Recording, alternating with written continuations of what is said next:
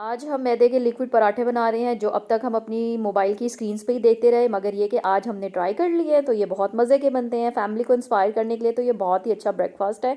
मैदे में हमने 4 अदद अंडे डाले हैं, अवेलेबल वेजिटेबल जिसमें है ग्रीन अनियन, सिंपल प्याज, टमाटर और हरी मिर्च।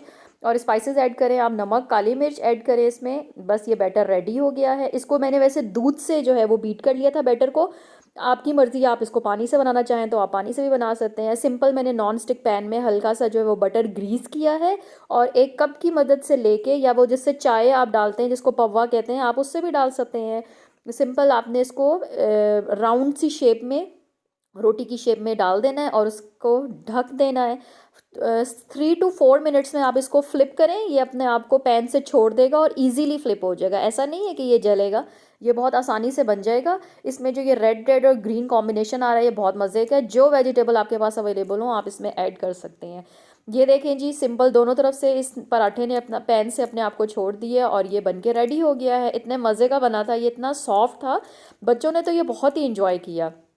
मैं आपको बता देती हूँ कि ये अगर आपने 2-3 डिफरेंट वेज से आप बना सकते हैं। एक मैंने सिंपल बनाया था और 3-4 जो मैंने बनाए थे वो मैंने चीज़ के साथ बनाए थे। अच्छा, 1 कप मैदे में 4 अंडे डाले हैं तो इसमें ये 4 to 5 आराम से ये रोटियां गोल गोल बन गई थी।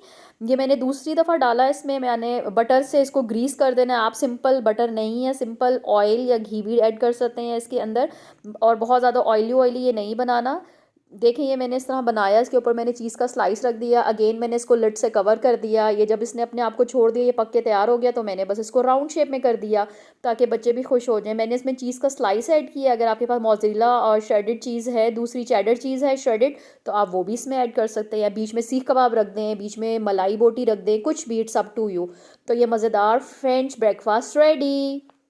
आप ये खाएं, बताएं कैसा बना।